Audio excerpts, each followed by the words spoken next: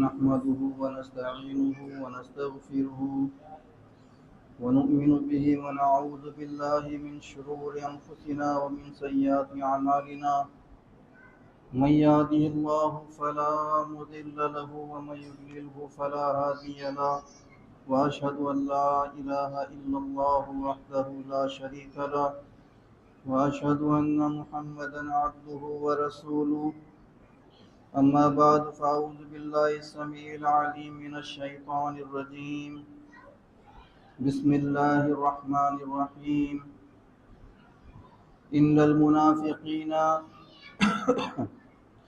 إن المنافقين في الدرك الأسفل من النار ولن تجد لهم نصيرا إلا الذين تابوا وأصلحوا واعتصموا بالله واخلصوا دينهم لله فأولئك مع المؤمنين وسوف يؤتي الله المؤمنين أجرا عظيما. سورۃ النساء کی آیت نمبر 145 آپ کے ہم سامنے تلاوت کی ہے.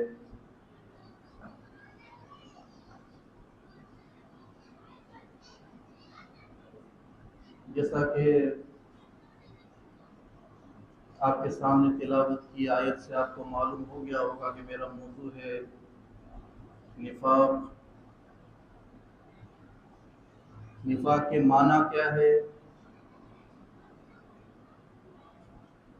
نفاق کسے کہتے ہیں؟ اور قرآن مجید نے جو نفاق کے الفاظ استعمال کیے ہیں، جو منافق کے الفاظ استعمال کیے ہیں، اور کن کے لیے ہیں؟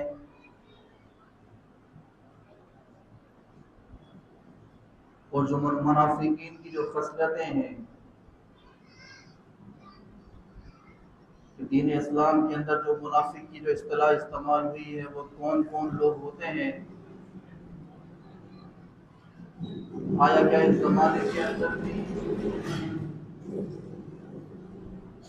ان صفات کے حامل افراد موجود ہیں؟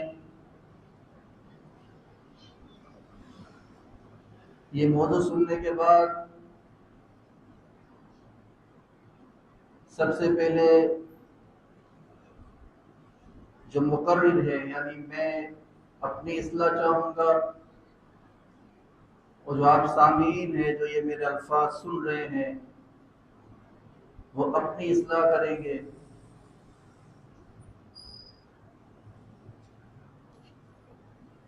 منافق کون لوگ ہیں یہ انشاءاللہ اللہ رب العزت کی کتاب سے ہم کوشش کریں گے، جانیں گے کہ یہ کون لوگ ہوتے ہیں، ان سے کس طرح بچا جا سکتا ہے. جب یہ الفاظ ادا ہوتے ہیں منافق کے، تو جو سامنے سننے والے سامعین ہیں ان کے ذہنوں میں یہ ہوتا ہے کہ شاید یہ اپنے آپ کو مومن ثابت کرنے کی کوشش کرے گا. جو سامنے سامعین بیٹھے ہیں ان کو یہ منافق ثابت کرنے کی کوشش کرے گا. جو مخالف یا جو دوسرے مسلک کے لوگ ہیں ان کو یہ برا بھلا کہے گا. ہرگز یہ ایسا مقصد نہیں ہے. اس کا مقصد صرف اور صرف یہ ہے کہ صرف اور صرف اصلاح، کہ ہم سب کی اصلاح ہو اور ہم سب یہ سمجھ لیں کہ منافق کے جو الفاظ اللہ کی کتاب بیان کرتی ہے وہ کن لوگوں پر لاگو ہوتے ہیں. آیا کہ ہمارے اندر جو ہم نے دعویٰ کیا ہے کہ ہم ایمان والے ہیں، مومن ہیں، تو کیا ہمارے اندر یہ صفات ہو سکتی ہے؟ جب میں اپنے آپ کو تو صرف اور صرف مومن کر دانتا ہوں، اور جو میرا مومن ساتھی ہے، جو میرے مومن بھائی ہیں، ان کے لیے میرے دل میں ایسا ہے کہ شاید اس کا جو طرز عمل ہے یہ منافقانہ ہے، انشاءاللہ اپنی توفیق کے مطابق میں آپ کے سامنے یہ رکھوں گا۔ سب سے پہلے ہم یہ دیکھتے ہیں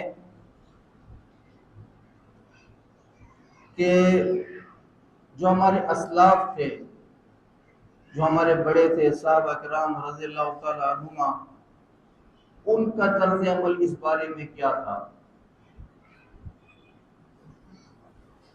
کیونکہ ہم دیکھتے ہیں کہ جو سب سے بدترین لوگ تھے اللہ کے نبی کے زمانے میں، جو منافق وہ اس زمانے میں تھے۔ تو جب اسلاف جو ہمارے تھے صحابہ کرام رضی اللہ تعالیٰ عنہ تھے، تو جب آپس میں کوئی گناہ کی بات ہوتی تھی، کرتے تھے، تو سب سے پہلے وہ اللہ رب العزت کی پناہ مانگ لیا کرتے تھے کہ اللہ رب العزت جو بات ہم کر رہے ہیں، اگر یہ گناہ کی بات ہے، کوئی ایسی بات ہے، تو ہم تیری پناہ میں آتے ہیں۔ دوسری بات، اس درس کا مقصد یہ بالکل نہیں ہے کہ کسی کو منافق ثابت کرنا ہے، کسی کی دل آزاری کرنی ہے، کسی پر فتویٰ لگانا ہے، کیونکہ درسوں میں مومنین کی صفات تو سنتے ہیں، آخرت کا تذکرہ سنتے ہیں، موت کا تذکرہ سنتے ہیں، لیکن یہ جو نفاق ہے، یہ جو بیماری ہے، یہ اصل میں ہے کیا؟ آج ہم اس درس میں انشاءاللہ کوشش کریں کہ یہ ہم اس کو سیکھ سکیں، اس کو سمجھ سکیں۔ اللہ رب العزت کتاب مجید کے اندر سورہ نساء میں جو آیت میں نے آپ کے سامنے تلاوت کی ہے، اللہ فرماتا ہے ان المنافقین فی الدرک الاسفل من النار ولن تجد لهم نصیرا۔ یہ جو منافق ہیں، یہ تو یقیناً جو ہے جہنم کے بالکل آخری درجے میں ہوں گے۔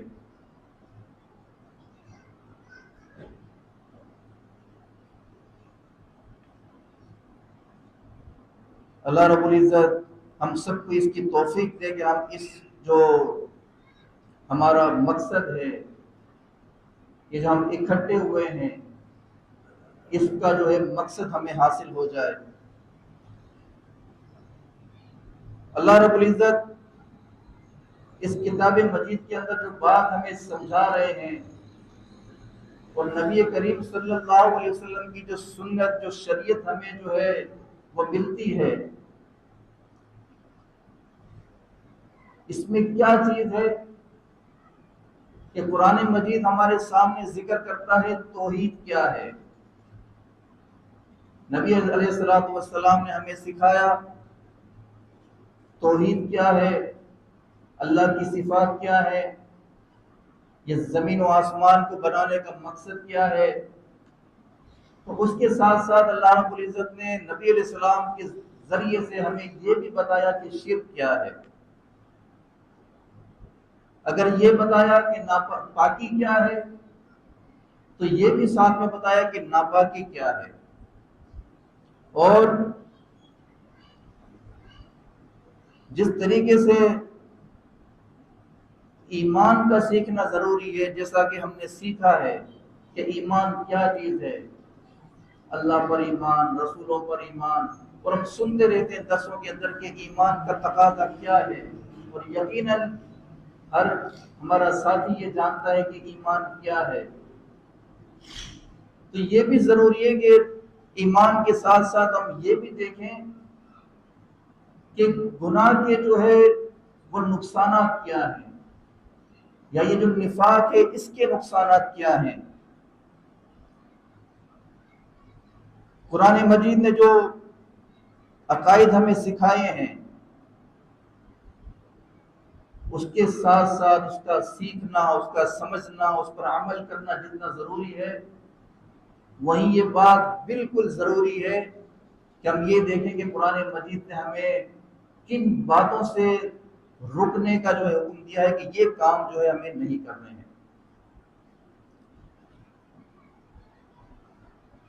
نفاق ایک ایسی چیز ہے، اس کی تشریح میں انشاءاللہ آگے چل کے کروں گا، جو عقیدے کی نفی کرتی ہے، جو عقیدے کی نفی کرتی ہے، عقیدے میں ایمان میں کمزوری لاتی ہے، کہ جس شخص کے اندر نفاق ہوگا اس کا ایمان کمزور ہوگا، عقیدے میں کمزوری ہوگی، عمل میں کمزوری ہوگی۔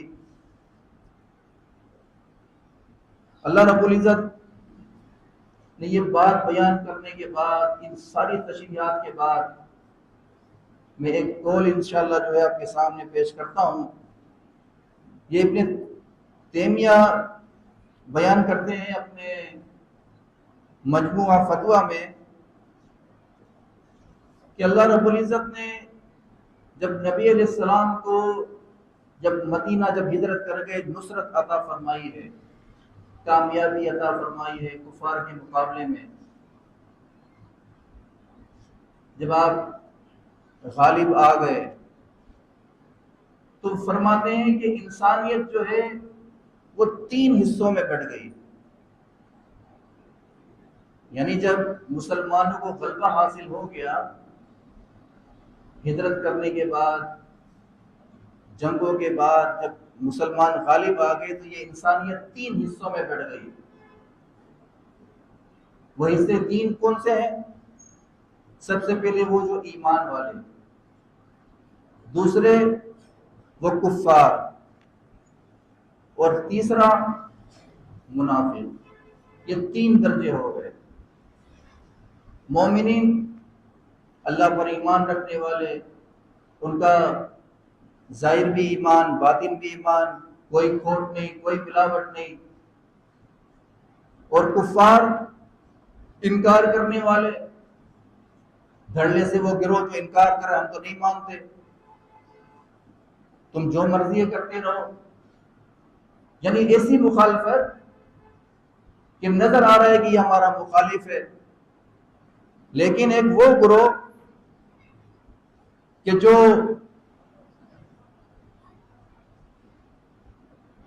نفاق پہ اڑا ہوا ہے، کون کہلاتا ہے؟ وہ منافق۔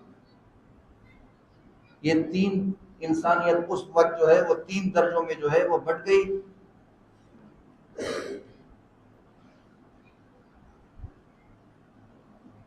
یہ جو منافق ہوتا ہے یہ کیا کرتا ہے؟ یہ راستے میں روڑے اٹکاتا ہے۔ جو اچھا کام کرنے والے ہیں، جو دین کا کام کرنے والے ہیں، بظاہر وہ ایمان والا ہوتا ہے کہ جی یہ ایمان والا ہے۔ میں نے پہلے عرض کیا کہ میرا مقصد کسی پر فتویٰ لگانا نہیں ہے، کسی کو گھوٹ کرنا نہیں ہے۔ وہ منافق کیا ہوتا ہے؟ وہ ظاہر جو ہے وہ ایمان والا، اس کا لبادہ اس نے جو اوڑا ہوتا ہے وہ کیا ہوتا ہے؟ یہ مومن ہے، لیکن اس کا جو باطن ہوتا ہے، اس کا جو اندر سے ہوتا ہے، وہ ہوتا ہے وہ منافق۔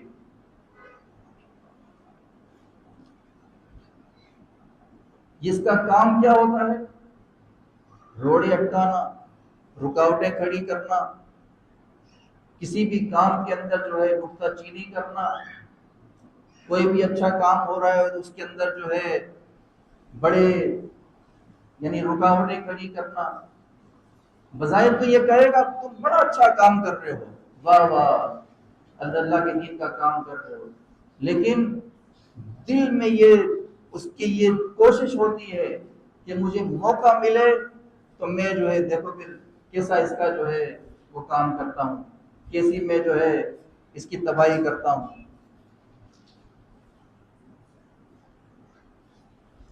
یہ جو ہم عام زبان میں استعمال کرتے ہیں، یہ جو عمل ہے منافقانہ عمل، اس کو یہ بھی کہہ سکتے ہیں کہ یہ آستین کا صاف ہے، جس طریقے سے محاورہ استعمال کرتے ہیں، یہ وہ الفاظ بھی جو ہے اس سے ہوتے ہیں۔ یہ شخص چاہتا ہے، کیا چاہتا ہے؟ کہ جو یہ سوسائٹی ہے، میرے دوست احباب ہیں، یہ جو میرے چاہنے والے ہیں، جو میرے ساتھی ہیں، یہ مجھے اپنے میں کام کریں، اپنے میں شمار کریں کہ میں ان کے ساتھ ہوں، میں ان کا ساتھی ہوں، لیکن یہ دل سے کس ان کا برا چاہتا ہے، دل سے وہ ساتھ میں نہیں ہے، دل سے یہ چاہتا ہے کہ جو ہے ان کے یہ جو کام ہے یہ نہ سنورے، ان کے جو یہ کام میں روڑے اٹکاؤں، یہ چاہتا ہے کہ ان کو تکلیف ہو، ان کو پریشانی ہو۔ یہ گھر کا بھیدی بنا ہوا ہوتا ہے کہ جس کو سب معلوم ہوتا ہے کہ ان کی کیا کمزوری ہے، ان کے پاس کیا وسائل ہیں، ان کا کیا لینا دینا ہے، یہ سارے معاملات وہ جانتا ہے، لیکن دل سے یہ چاہتا ہے کہ یہ جو دین ہے، یہ جو دین کا کام کر رہے ہیں، یہ جو کوششیں کر رہے ہیں، اس میں رکاوٹ بنوں، روڑے اٹکاؤں۔ منافقت کی جو نقصان ہے، یہ جو عمل کرنے والا ہے، یہ جو صفت رکھنے والا شخص ہے، اس کا جو نقصان ہے یہ بھی بڑا ہے، اور اس عمل کرنے والے کی یہ جو منافق ہے اس کا جو ٹھکانہ ہے یہ بھی بڑا برا ہے۔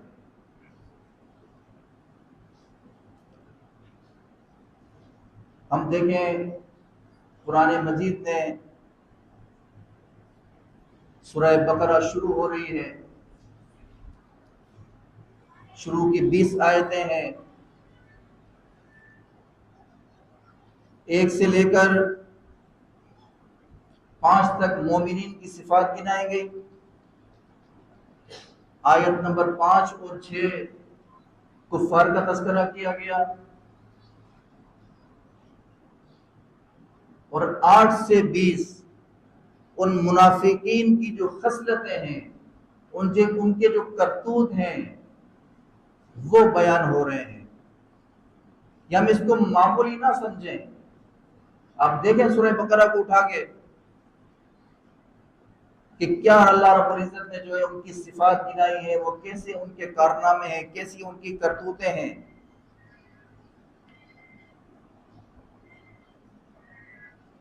ابن قیم فرماتے ہیں کہ اللہ رب العزت نے ان آیات کے اندر یہ جو 13 آیات بیان ہوئی ہے مومنین کے لیے 1 سے 5، صرف کافرین کے لیے، کیونکہ وہ تو کھلا دشمن ہے نا، ان سے کوئی ڈر نہیں ہے، یہ تو پتہ ہے کہ یہ دشمن ہے، یہ کافر ہے، یہ دین اسلام کا دشمن ہے، لیکن جو منافقین کے لیے جو بات بیان ہوئی، ان کے لیے جو آیتیں آئی ہیں وہ کتنی ہیں؟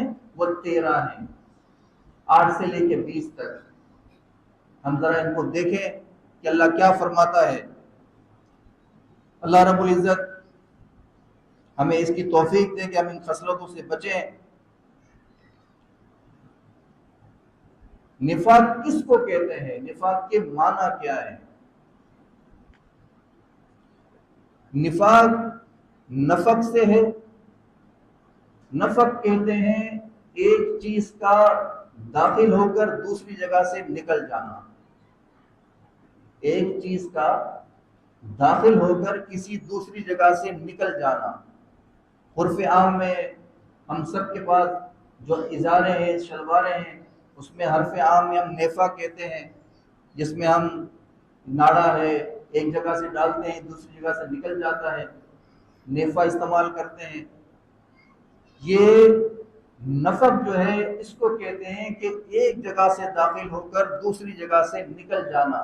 تو یہ قرآن مجید نے جو لفظ استعمال کیا ہے، تو جو منافقین تھے جن کی یہ خصلتیں تھی کہ ایمان ان کے دل میں آیا تو تھا، انہوں نے سنا تو تھا، لیکن وہ جو ایمان تھا، وہ جو نور تھا، وہ جو روشنی تھی، ان کے دل میں آنے کے بعد وہ نکل گئی، موجود نہیں رہی کہ وہ اس کو پالتے، اس سے سمجھتے، اس سے ہدایت لیتے۔ تو قرآن مجید نے کیا لفظ استعمال کیا؟ منافق۔ کہ یہ سنتے تو ہیں، یہ جانتے بھی ہیں، سن بھی رہے ہیں، لیکن ایمان ان کے دل میں اترا نہیں ہے، آ کر نکل گیا ہے، اس لیے ان کو یہ عرف عام میں کہا گیا کہ یہ منافق ہے۔ ہر دور کے اندر یہ منافق رہے ہیں۔ اللہ کے رسول صلی اللہ علیہ وسلم کے زمانے میں جو منافقین تھے، اس کے بعد صحابہ کرام کے دور میں، سلف صالحین کے دور میں، تبع تابعین کے دور میں، اس دور میں بھی ہیں، اور قیامت تک یہ جو لوگ ہیں یہ رہیں گے۔ اس کی قسم انشاءاللہ میں بیان کروں گا آگے جا کے۔ صحابہ کرام رضی اللہ تعالیٰ عنہ یہ جو نفاق کا مرض ہے، اس سے اس قدر خوف زدہ تھے، اس قدر ڈرتے تھے کہ عمر رضی اللہ تعالیٰ عنہ، جن کی سیرت ہم سب جانتے ہیں، مجھے بتانے کی ضرورت نہیں ہے کہ وہ کیا ہستی تھے، کیا مقام تھا، کیسا روب اور دبدبا تھا۔ اللہ رب العزت نے منافقین کے جو نام تھے وہ نبی علیہ الصلوۃ والسلام کو وحی کے ذریعے سے بتا دیے تھے کہ یہ منافق ہیں، اور نبی علیہ الصلوۃ والسلام نے اس کا تذکرہ صرف اور صرف حذیفہ بن یمان کے سامنے کیا تھا، صرف ان کو بتایا تھا۔ وہ بات ان کے دل میں راز کی طرح موجود تھی کہ یہ اللہ کے رسول نے مجھے یہ بتایا ہے۔ عمر رضی اللہ تعالیٰ عنہ ان سے پوچھ رہے ہیں، لیکن وہ ان کو بتا نہیں رہے ہیں۔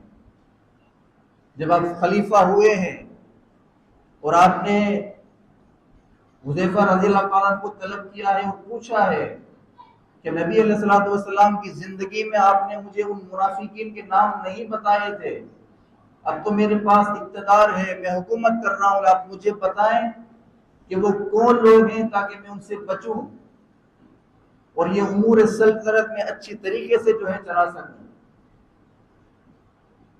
تو حذیفہ رضی اللہ تعالیٰ عنہ کہتے ہیں کہ اے امیر المومنین، جب اللہ کے رسول نے آپ کو نہیں بتایا ان کی زندگی میں، تو میں کیسے آپ کو وہ بات بتا سکتا ہوں؟ تو وہ فرماتے ہیں کہ اچھا چلو، تم جو ہے ان کے نام نہ بتاؤ، نہیں بتاؤ کہ ان کے نام کیا ہے، وہ کون کون لوگ ہیں، لیکن صرف اتنا بتا دو کہ اس لسٹ کے اندر کہیں میرا نام تو نہیں ہے، کہیں منافقین کی لسٹ میں میرا نام تو نہیں کہ وہ میں بھی منافق ہوں۔ اس قدر وہ ڈر، اس قدر وہ خوف۔ ایک دوسرا قصہ آتا ہے، ابو بکر صدیق رضی اللہ تعالیٰ عنہ جا رہے ہیں، راستے میں حنظلہ رضی اللہ تعالیٰ عنہ ان کو ملتے ہیں اور وہ کہتے جا رہے ہیں کہ حنظلہ تو منافق ہو گیا، حنظلہ تو منافق ہو گیا۔ ابو بکر صدیق پوچھتے ہیں کہ یہ تم کیا بات کر رہے ہو؟ تو فرمایا کہ جب ہم نبی علیہ الصلوۃ والسلام کی مجلس میں موجود ہوتے ہیں تو ہمارے ایمان کا جو لیول ہے وہ بہت اوپر چلا جاتا ہے، یعنی ہمارا جو لیول ہے اس کا مت پوچھیں، کوئی شمار ہی نہیں ہے اس کا۔ لیکن جیسے اللہ کے رسول کی مجلس سے ہم نکلتے ہیں تو ہم جب اپنا کاروبار کرتے ہیں، بیوی بچوں میں جاتے ہیں، گھروں میں جاتے ہیں، تو ہمارا وہ لیول نہیں رہتا، وہ ایمان جو ہے ہمارا پختہ نہیں رہتا۔ تو ابو بکر صدیق رضی اللہ تعالیٰ عنہ فرماتے ہیں کہ یقیناً میرا بھی یہ حال ہے۔ تو کہا کہ چلو اللہ کے رسول کے پاس چلتے ہیں، نبی علیہ الصلوۃ والسلام کے پاس جا رہے ہیں، ان سے پوچھتے ہیں کہ اللہ کے رسول ہمارے ساتھ یہ معاملہ ہے۔ تو آپ مسکراتے ہیں اور کہتے ہیں کہ نہیں، یہ منافق کی جو ہے تمہارے اندر صفتیں نہیں ہیں،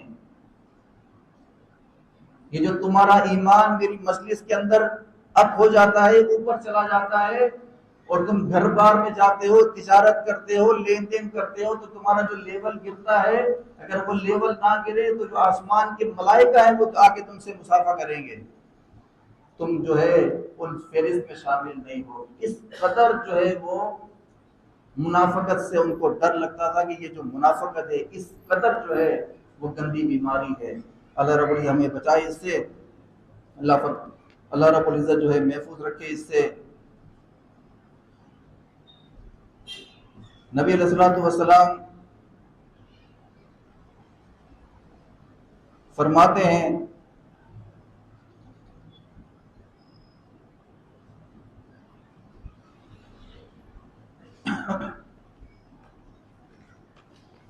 یہ جو منافق ہیں یہ آگے جہنم میں ہوں گے. ان کی خصلتیں میں آپ کے سامنے بیان کرتا ہوں کہ وہ جو کیا چیزیں ہیں، وہ کیا جو عوامل ہے جن کی بنا پر جو ہے یہ لوگ جو بظاہر یہ کہتے ہیں کہ ہم مسلمان ہیں، ہم مومن ہیں، لیکن ان کے دل میں ایمان اترا نہیں ہے، ان کا عمل جو ہے اس سے دور ہے. یہ کون لوگ ہوں گے؟ اور لوگوں کے اندر یہ بھی بڑی غلط فہمی ہے. یار ہم نے وہ سن لیا، کاش کہ نہ سنا ہوتا کہ جو ہے منافق کی یہ جو ہے گناہ کے اندر یہ سزا ہے، ہمیں نہ سننے کو ملتا تو ہم جو ہے اس پر جو ہے عمل نہ کرنا پڑتا ہمیں. تو یہ جو قانون بنانے والے ہیں وہ تو قانون لکھ دیتے ہیں کہ بھئی یہ قانون ہے، تو یہ تو ہمیں معلوم کرنا ہے کہ اس پر عمل کیسے کرنا ہے، یہ کون سی چیز ہے جس پر ہمیں عمل کرنا ہے.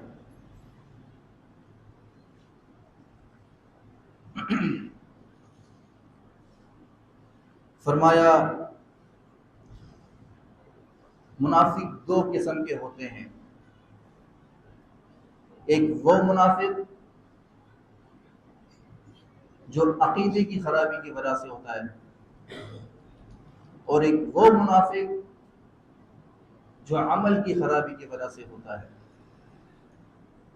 ان دونوں میں ہمیں فرق کرنا ہے. سب سے بدترین میں نے پہلے عرض کیا کہ جو منافق تھے وہ اللہ کے رسول کے دور میں گزرے ہیں، وہ کیسے منافق تھے اس کی تفصیل میں میں ابھی نہیں جاؤں گا. سب سے پہلا منافق وہ عقیدے کا منافق، اور دوسرے وہ لوگ جو عمل منافق. اللہ کے رسول صلی اللہ علیہ وسلم نے فرمایا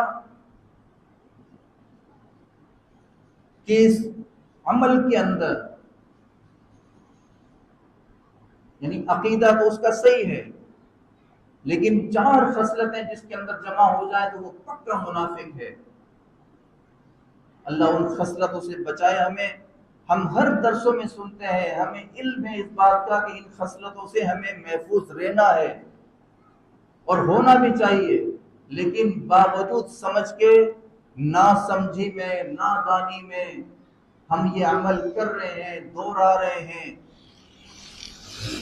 اور یہ نہیں سمجھتے کہ ہم کس گناہ کے مرتکب ہو رہے ہیں.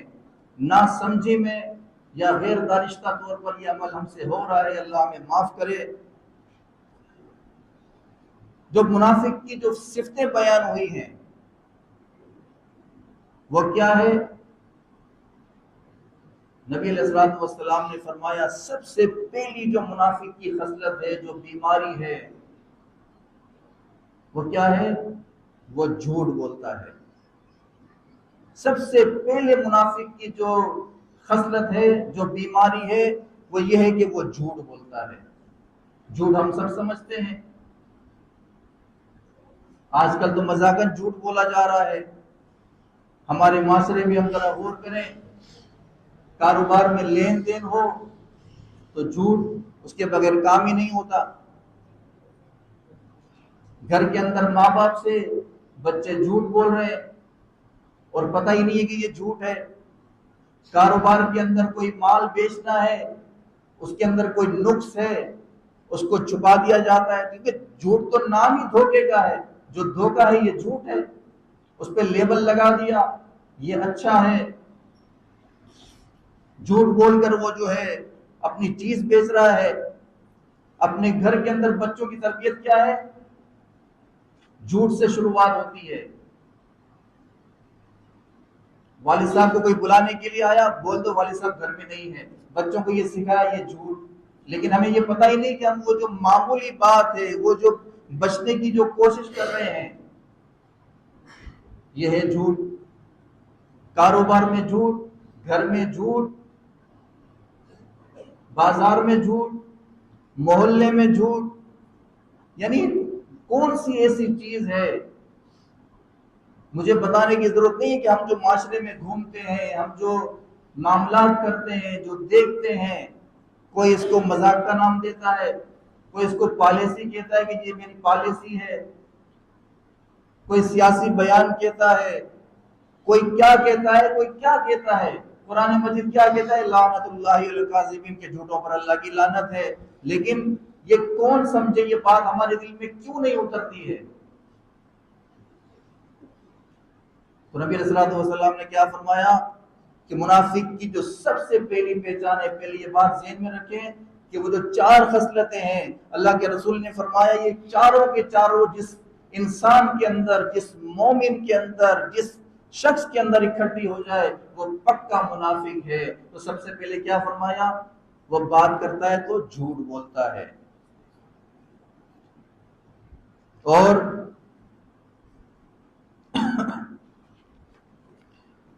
جو دوسری بات فرمائی گئی وہ کیا ہے؟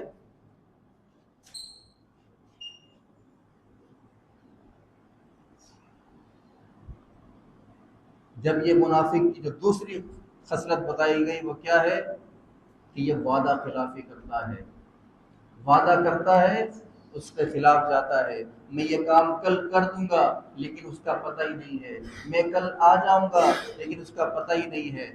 کوئی عہد کر رہا ہے، کسی سے عہد و پیما کر رہا ہے، اس کے خلاف کر رہا ہے، چاہے لین دین ہو، چاہے گھر کے معاملات ہو، چاہے جو بھی معاملات ہو، وہ کیا کرتا ہے؟ وعدہ خلافی کرتا ہے، اپنے کے وعدے کے بالکل برعکس، بالکل خلاف کرتا ہے۔ یہ ہے وہ خصلت کہ جو اللہ کے رسول نے بیان کی کہ یہ جو بھی وعدہ کرتا ہے اس کے خلاف کرتا ہے، کیونکہ مومن کی یہ صفت نہیں ہے۔ مومنین کی صفات ہمارے سامنے بیان ہوتی ہے، ہمارا دل خوش ہوتا ہے کہ یہ مومن کی یہ صفات ہیں، لیکن کیا بات ہے ایسی کہ یہ جو صفات ہیں ہم اس کو ہمارے مد نظر نہ رکھتے ہوئے ہماری چیزیں ہمارے ذہنوں سے نکل جاتی ہیں کہ نہیں، میں نے یہ پڑھا تھا کہ مومن کی یہ صفت ہے کہ وہ جھوٹ نہیں بولتا ہے، وہ وعدہ خلافی نہیں کرتا ہے، لیکن کیا وجہ ہے کہ کہیں نہ کہیں چھوٹی سی چھوٹی بات پر ہمارے اندر یہ خصلت آ جاتی ہے کہ وہ وعدہ خلافی ہو جاتی ہے۔ اس کا طریقہ کیا ہونا چاہیے؟ اس کا طریقہ یہ ہونا چاہیے کہ مومن جو ہے اپنے گناہ پر اصرار نہیں کرتا، وہ اپنی جو غلطی ہے اس کی تلافی کرتا ہے، اس کی معافی مانگ لیتا ہے۔ لیکن یہاں کیا ہوتا ہے؟ کسی کو وقت دیا، یار میں بھول گیا تھا، کوئی وعدہ کر لیا، یار میرے ذہن سے نکل گیا، حالانکہ اس کو پتا ہے۔ کوئی لین دین کر رہا ہے، کسی اور کو کہہ دیا کہ یار یہ وعدہ جو ہے میں نے اس سے کیا تھا، ذرا سا دیکھو اس کو سنبھالو۔ یہ میں چند مثالیں دے رہا ہوں کہ یہ چیزیں ہمارے معاشرے کے اندر عام ہیں، اور ہم جتنے بھی بیٹھے ہوئے ہیں ہم سب کہیں نہ کہیں تھوڑا تھوڑا اس کے اندر ملوث ہیں۔ میرا بیان کرنے کا مقصد سب سے پہلے میری اصلاح اور ہم سب بھائیوں کی اصلاح، کہ ہم یہ دیکھیں کہ یہ جو خصلتیں ہیں، یہ جو بیماری ہے، کہیں دانشتہ غیر دانشتہ طور پر ہمارے اندر تو موجود نہیں ہے۔ اگر موجود نہیں ہے تو الحمدللہ، اور اگر ہیں تو آج سے ہم اس کو اپنی زندگی سے بالکل باہر کر دیں کہ ہمارے اندر یہ چیز نہیں ہوگی، مذاق میں بھی نہیں ہوگی، مذاق میں بھی ہم جھوٹ نہیں بولیں گے، مذاق میں بھی جو ہم وعدہ خلافی نہیں کریں گے۔ تیسری خصلت کیا بیان ہوئی؟ منافق کی جو تیسری خصلت بیان ہوئی وہ کیا ہے؟ یہ امانت میں خیانت کرتا ہے۔ ذرا ذہنوں میں رکھیں، سب سے پہلی کیا؟ وہ جھوٹ بولتا ہے، دوسری خصلت کہ وہ جو ہے وعدہ خلافی کرتا ہے، اور تیسری خصلت کیا؟ وہ امانت میں خیانت کرتا ہے۔ ہم امانت تو یہ سمجھتے ہیں کہ کسی کے پاس پیسے رکھوا دیے تو جی یہ امانت ہے، پھر اس نے جو ہے نہیں دیا تو یہ وعدے کے خلاف کیا، امانت میں خیانت اس نے کی۔ امانت صرف پیسے کی نہیں ہے، امانت اس قول کی بھی ہے کہ جو آپ کے پاس آیا ہے، امانت اس بات کی بھی ہے کہ جو آپ نے سنی ہے، سچ سنی ہے، امانت وہ راز بھی ہے جو کسی نے آپ کو بتایا ہے۔ یہ ساری چیزیں ان امانتوں میں آتی ہیں کہ جو مومن ہے اس کی جو صفت ہے کہ وہ امانت میں خیانت نہیں کرتا۔ لیکن نبی علیہ السلام نے کیا فرمایا کہ یہ جو منافق ہے اس کی خصلت یہ ہے کہ امانت میں خیانت کرتا ہے۔ چوتھی خصلت بیان ہوئی کہ یہ جب بھی کوئی مباحثہ ہو، کبھی کوئی تکرار ہو، کبھی کوئی بات ہو، کوئی غصے والی بات ہو جائے تو یہ گالم گلوچ کرتا ہے، بد کلامی کرتا ہے۔ یہ 4 خصلتیں بیان ہوئی۔ سب سے پہلا جھوٹ بولتا ہے، وعدہ خلافی کرتا ہے، امانت میں خیانت کرتا ہے اور گالم گلوچ کرتا ہے۔ آج ہمارے معاشرے میں ہم دیکھیں، اللہ ماشاء اللہ لوگ بچے ہوں گے کہ بھئی وہ بد کلامی نہ کرتے ہوں، لیکن جس سوسائٹی میں، جس جگہ ہم رہتے ہیں، وہاں تو ایسا حال ہے کہ اللہ کی پناہ کے کان جو ہے وہ بس وہ سن لیتے ہیں اس کو کہ وہ کیا بات ہو رہی ہے۔ یعنی ماں بہن کی گالی جو غلط بات ہے، جو غلیظ بات ہے، وہ کہنا ایسا ہے جیسے منہ سے جو ہے پھول جھڑ رہے ہیں۔ اپنے چھوٹے بچے کو، اپنے بھتیجے کو، یعنی بڑے فخر سے جو بتایا جاتا ہے کہ وہ میرے بیٹے نے تو آج بولنا سیکھ لیا، مجھے گالی دی، ارے کتنی اچھی بات ہے۔ اس کا بچہ توتلی زبان میں بات کر رہا ہے اور کتا کہہ رہا ہے، وہ ہنس رہا ہے، کتا۔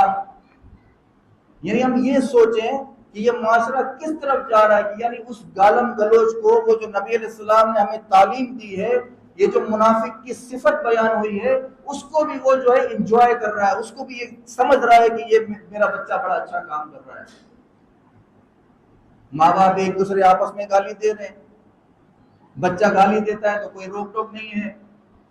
میں نے اپنی کانوں سے سنا، دکان پہ بیٹھا ہوا تھا، بچے جا رہے ہیں مدرسے کے بچے سامنے سے گزر رہے ہیں، قرآن ان کے ہاتھ میں ہے، سر پہ امامہ ہے اور ماں بہن کی گالیاں دے رہے ہیں، کوئی مسئلہ ہی نہیں۔ یہ ہے وہ تعلیم، یہ ہے وہ طریقہ، یہ ہے وہ دین جو بچوں کو سکھایا جا رہا ہے۔ تو میرے بھائیو، یہ جو چیزیں ہیں، یہ جو خصلتیں بیان ہوئی ہیں، ہم ذرا اپنے گریبانوں میں ٹٹولیں۔ میں اپنے آپ کو دیکھوں کہ یہ ساری چیزیں کہیں ہمارے اندر تو کسی نہ کسی طریقے سے شامل نہیں ہیں۔ یہ جو بات کرنا ہے، گالم گلوچ کرنا ہے، یہ بری بات کرنا ہے۔ نبی علیہ الصلوۃ والسلام کے گھر کے سامنے سے چند یہودی جا رہے ہیں اور کیا کہہ رہے ہیں؟ السلام علیکم یا نبی، اے نبی تم پر موت واقع ہو، نعوذ باللہ، یعنی برے القاب سے جو ہے نوازا۔ عائشہ رضی اللہ عنہ سنتی ہے تو کیا کہہ رہی ہے؟ السلام علیکم ولعنت اللہ، کہ تم پر موت واقع ہو اور تمہارے اوپر اللہ کی لعنت ہو۔ تو نبی علیہ السلام جب یعنی روک رہے تھے ان کو، اس سے پہلے وہ الفاظ ادا کر چکی تھی۔ فرمایا عائشہ تم کیوں برے الفاظ منہ سے نکالتی ہو، کیوں جو ہے کسی کو یہ کہتی ہو، جب میں جو ہے وہ بات جو ہے برداشت کر رہا ہوں، تم یہ بات نہ کہو۔ جس نبی علیہ الصلوۃ والسلام کی یہ تعلیم ہو، جس نبی کی یہ سنت ہو کہ وہ اپنی موت کی آرزو کرنے پر، دعا دینے پر جو ہے اپنی بیوی کو یہ منع کرے کہ تم کیوں برے الفاظ کو جو ہے منہ سے نکالتی ہو، آج اس امت مسلمہ، آج وہ کلمہ پڑھنے والے، نبی علیہ السلام کا دم بھرنے والے، آج بڑے دھڑلے سے جو ہے گالم گلوچ کر رہے ہیں اور ان کو یہ پتہ ہی نہیں ہے کہ ہم جو ہے یہ کیا القاب جو ہے استعمال کر رہے ہیں۔ یہاں منافق کی صفت کیا جو ہے بیان کی گئی؟ جب تکرار ہوتی ہے، جب مباحثہ ہوتا ہے، جب جھگڑا ہوتا ہے تو وہ گالم گلوچ کرتا ہے، لیکن یہ کیا ہو رہا ہے؟ کھلے عام ایک تکیہ کلام بنایا ہوا ہے کہ جی گالی سے شروع ہوگا اور گالی پہ ختم ہوگا، یہ ہے وہ تکیہ کلام۔ یہ چیزیں آپ کے سامنے بیان کرنے کا مقصد صرف اتنا ہے کہ ہم جتنے بھائی بیٹے ہیں، جو نوجوان ہیں، جو بڑے ہیں، جن کے اندر یہ جو چیزیں اگر ہیں تو وہ اپنے آپ کو جو ہے آج سے اس چیز کو وہ نکالیں، تاکہ جو ہے دیکھیں مومن کی صفت کیا بیان ہوئی۔ مومن وعدہ خلاف نہیں ہوتا، مومن جھوٹ نہیں بولتا، مومن ناپ میں تول میں کمی نہیں کرتا، مومن ماں باپ کی نافرمانی نہیں کرتا، مومن زنا خور نہیں ہوتا، وہ سود خور نہیں ہوتا، وہ یتیموں کے مال پہ قبضے نہیں کرتا۔ یہ جتنی بھی صفتیں بیان ہوئی ہیں کس کی ہوئی ہیں؟ مومن کی ہوئی ہیں۔ ہمارا دل خوش ہوتا ہے کہ ہم مومن ہیں، لیکن ہم یہ ہر کسی اور کے اوپر فتویٰ نہیں لگا سکتے کہ یہ جو عمل کر رہا ہے، یہ جو صفات اس کے اندر ذرا سی شامل ہے، تو ہم اس کے اوپر یہ فتویٰ نہیں لگائیں گے، یہ لیبل اس کے اوپر نہیں دیں گے، یہ ٹائٹل اس کو نہیں دیں گے کہ یہ منافق ہے۔ ہر کسی سے کام نہیں کریں گے۔ اس کی اصلاح کی کوشش کریں گے کہ میرے بھائی آپ کے اندر یہ صفتیں ہیں، آپ کے اندر یہ برائی ہے، آپ اس سے اجتناب کریں، آپ جھوٹ سے کام لے رہے ہیں آپ جھوٹ سے بچیں، آپ امانت میں خیانت کے مرتکب ہو رہے ہیں اس سے بچیں، آپ جو ہے گالم گلوچ سے بچیں، آپ جو ہے وعدہ خلافی سے بچیں، اس کی اصلاح کریں گے، نہ کہ جو ہے جتنی بھی چیزیں ہیں اس کو جو ہے ایک ہوا بنا کر اور لوگوں کے سامنے پیش کریں گے اور یہ اس کے اوپر یہ لیبل لگائیں گے کہ یہ منافق ہے۔ ہرگز میرے بھائیوں، نبی علیہ الصلوۃ والسلام نے کیا فرمایا؟ کوئی بھی مومن کسی مومن سے یہ نہ کہے کہ اے کافر یا اے منافق، اس سے وہ القاب سے وہ پکارے نہ، کیونکہ اس کی وہ جو بات ہے، اس کا جو کلمہ ہے، پلٹ کر اسی کی طرف آئے گا ہی۔ ہم کتاب و سنت کو ماننے والے ہیں، نبی علیہ الصلوۃ والسلام کی سنت پر عمل کرنے والے ہیں، ہم کوشش یہ کریں کہ ہم جو ہے اس چیزوں سے اپنے آپ کو بھی بچائیں، اپنے اہل و عیال کو بھی بچائیں، اور ارد گرد اگر ہو رہا ہو، کوئی بھی معاملہ ہو رہا ہو، کوئی بھی ایسی بات ہو رہی ہو تو ان کو روکیں کہ بھائی یہ کتاب و سنت کے خلاف کام ہے، یہ جو ہے عمل جو ہے یہ ایک منافق کا عمل ہے۔ اصل میں منافق جو ہے ایک لقب بنا دیا گیا کہ یہ منافق، یہ منافق، یہ منافق نہیں میرے بھائی۔ جو قرآن منافق کی جو صفتیں بیان کرتا ہے، میں نے پہلے واضح کیا کہ منافق کے معنی یہ ہے کہ ایمان اس کے سامنے پیش ہوا، اس کے دل میں نہیں گیا، ایک راستے سے گیا دوسرے سے نکل گیا، یہ ہے وہ منافق۔ تو ہمارے اندر کیا صفت ہونی چاہیے کہ وہ جو ایمان ہم نے قبول کیا ہے، وہ جو دعویٰ ہم نے قبول کیا ہے، وہ جو روشنی ہمارے اندر آئی ہے، وہ ہم سے نکلنے نہ پائے۔ کتنا اللہ رب العزت کا احسان ہے، اس پرفتن دور کے اندر ایمان کی روشنی اس نے دی ہے، لیکن ہم کیا کر رہے ہیں؟ ہمیں ہوش ہی نہیں ہے، ہم کن خیالوں میں گم ہیں، ہمیں پتہ ہی نہیں کہ ہمیں کیا کرنا ہے۔ ہمارے سامنے درس ہوتے ہیں، ہمارے سامنے تقریریں ہوتی ہیں، دعوت اللہ کے اندر لوگوں کے سامنے بیان کرتے ہیں، لوگ اللہ کے علاوہ کوئی الہ نہیں ہے، لوگوں دم میں کچھ نہیں ہوتا، لوگوں جادو سے کچھ نہیں ہوتا، لوگوں تعویذ سے کچھ نہیں ہوتا، لیکن چراغ تلے اندھیرا ہے نا میرے بھائیو۔ ایسا ہی ہے، میں بھی اپنے آپ کی اصلاح کروں، آپ بھی اپنے آپ کی اصلاح کریں، اللہ ہماری سب کے جو ہے گناہوں کو معاف کرے، اور کوشش ہم یہ کریں کہ اللہ کی جو ہے بات، اللہ نبی علیہ السلام کی بات پر عمل کریں۔ پانچویں خصلت کیا بیان ہوئی؟ تو عبادت میں سستی کرتا ہے۔ ویسے تو کئی صفتیں ہیں، سورہ بقرہ کا مطالعہ کریں، سورہ نساء کا مطالعہ کریں، سورہ منافقون پوری کی پوری اتار دی گئی منافقین کے اوپر۔ تو کیا کہا کہ عبادت کے اندر سستی کرتے ہیں۔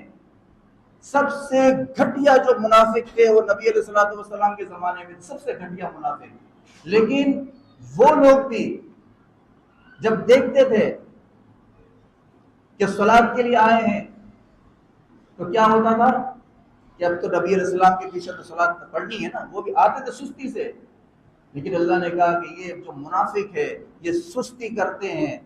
سورہ نساء کے اندر فرمایا ان المنافقین فی الدرک الاسفل من النار ولن تجد لهم نصیرا الا الذین تابوا واصلحوا واعتصموا باللہ۔ اللہ فرماتا ہے اگر یہ خصلتیں، یہ جو لوگ جن کے اندر یہ چاروں یا کچھ پائے گئے، اگر یہ اللہ کی طرف پلٹ جائیں، توبہ کر لیں، ایک تو وہ ہے نا بالکل کافر جو نہیں مانتے، ایک وہ جو منافق، ان کے لیے چھوٹ دی گئی کہ توبہ کر لیں، پلٹ جائیں اللہ کی طرف۔ وہ جو منافقین تھے نبی علیہ السلام کے زمانے میں، وہ بھی سستی کیا کرتے تھے۔ اما عائشہ رضی اللہ عنہا فرماتی ہیں کہ جو نبی علیہ السلام فجر کی صلاۃ کے لیے جب میں ان کو اٹھاتی تھی، وہ جھٹکے کے ساتھ کھڑے ہو جاتے تھے کہ کہیں میری دوبارہ آنکھ نہ لگ جائے اور میری جو ہے نیند بحال نہ ہو جائے۔ آج ہمارا کیا حال ہے؟ آج وہ فجر کی صلاۃ تو بہت دور کی بات ہے، آج جمعہ میں ہم غائب، دوسری نمازوں میں ہم غائب۔ ان سے پوچھو کیا ہوا؟ یار آج فلانا کام تھا، آج یہ کام تھا، آج وہ کام تھا، جمعے غائب۔ عید میں کبھی ملاقات ہو، وہ مومن ساتھی ہے جی، آیا ہوا ہے ہمارا مومن ساتھی۔ میں نے پہلے کہا میرا مقصد کسی پر ہوٹ کرنا نہیں، کسی کو برا بھلا کہنا نہیں، میرا مقصد صرف اور صرف اصلاح ہے کہ جو ایمان قبول کیا ہے، جو دعویٰ کیا ہے کہ اللہ کے علاوہ کوئی الہ نہیں، ہم ایمان لے آئے ہیں، اللہ کی کتاب پر ہمارا ایمان ہے، نبی علیہ السلام کی سنت پر عمل کرنے والے ہیں، تو میرے بھائیوں پھر کیا ہو جاتا ہے؟ کیوں ہم جو ہے ایسی سستی دکھاتے ہیں؟ جو دعویٰ کیا ہے وہ دعویٰ ہمارا کدھر چلا جاتا ہے؟ کیا صرف عیدین کی نماز میں ہم مومن ہیں، یا صرف جمعے کی صلات کے اندر مومن ہے کہ خطبہ سن لیا چلو جی ہم جو ہے ہمارا کام پورا ہو گیا؟ اللہ ماشاء اللہ چند لوگ ہیں جو مستقل مزاجی کے ساتھ یہ صلات ادا کرتے ہیں۔ میرے بھائیوں ذرا ہوش کی ناخن لے، یہ زندگی ختم ہو جائے گی۔ ہم کس خوابوں کے اندر جو ہے پڑے ہوئے ہیں کہ ابھی بہت وقت باقی ہے، ابھی تو بہت وقت باقی ہے۔ میرے بھائیوں یہ وقت کچھ بھی نہیں ہے، یہ گزر جائے گا۔ یہ برف کی سیل کی طرح ہے جو پگھل رہی ہے، اور ایک دن ایسا آئے گا کہ یہ پانی ہو جائے گا، پگھل جائے گا۔ آج ہمارے بچے صلات کے لیے آنے کے لیے تیار نہیں ہیں، ان سے پوچھو کیوں؟ بچے سنتے ہی نہیں ہیں، جب بڑے ہو جائیں وہ آتے ہی نہیں ہیں۔ میرے بھائیوں یہ کیسا ایمان ہے، یہ کیسا دین ہے؟ دین اسلام ہمیں کیا سکھاتا ہے؟ یہ کوشش کرنی ہے سب سے پہلے میں اور آپ یہ کوشش کریں کہ ہمارے اندر سے یہ جتنی بھی ہماری کمزوری ہیں، کوتاہی ہیں، اللہ ہمیں معاف کرے۔ اللہ رب العزت جو ہے ہمیں اس کو سمجھنے کی، عمل کرنے کی، لوگوں کے سامنے بیان کرنے کی ہمت توفیق عطا فرمائے۔ واقول قولی ھذا استغفر اللہ لی ولکم